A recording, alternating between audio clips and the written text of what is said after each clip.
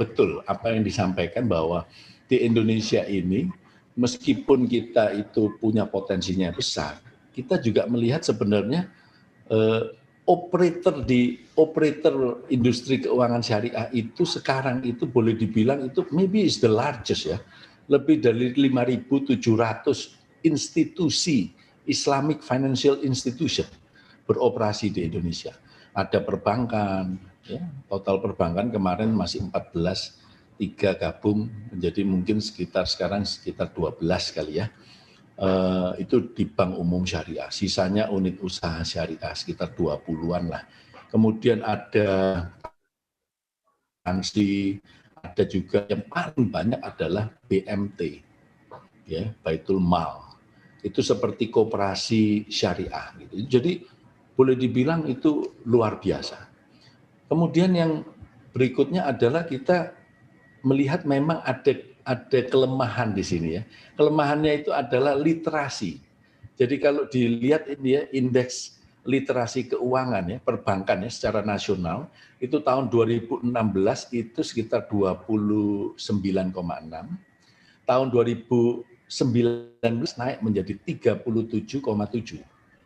Ya, kalau kita perhatikan di perbankan syariah ya itu 2016 itu sekitar 8,1, lalu kemudian di tahun 2019 naik menjadi sekitar 8,9. Jadi naiknya memang sedikit nih kalau ngomongin syariah ya gitu. Iya. Mungkin ini tugas kita bersama. Nah, kemudian kalau kita perhatiin inklusinya ya, inklusi. Jadi dari literasi kemudian inklusi gitu ya, mereka menggunakannya gitu ya. Kalau ngomong dari inklusinya secara nasional mestinya naik ya. Dari 67,8 menjadi 76,2. Sementara kalau di syariah itu malah turun nih. Dari 11 turun menjadi 9,3. Nah ini mungkin PR-nya semua pihak gitu ya untuk mendorong percepatan literasi dan juga edukasi kepada masyarakat untuk mendorong inklusi keuangan syariah. Mungkin ini tantangannya kita bersama lah ke depan.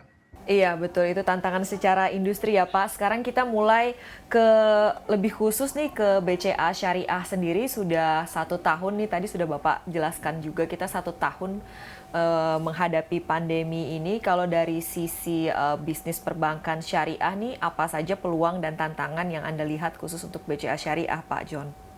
Ya, tentu saja kalau kita perhatikan ya pertumbuhan BCA Syariah di tahun 2020 gini, CAGR ya, CAGR sejak 2010-2020 itu BCA Syariah itu total asetnya kurang lebih tumbuhnya about 28%,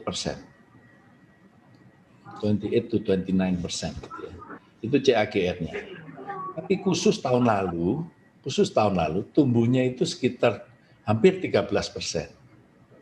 Ya, hampir 13%. Jadi ini sebenarnya udah kelihatan bahwa tumbuhnya kita itu agak tersendat sedikit ya, karena memang ekonomi terkontraksi kurang lebih sekitar 2,2% gitu ya.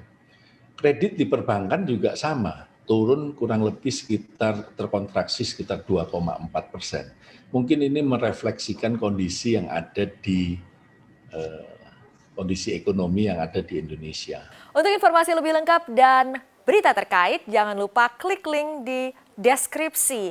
Install juga aplikasi CNBC Indonesia di App Store maupun di Play Store dan please subscribe ya guys.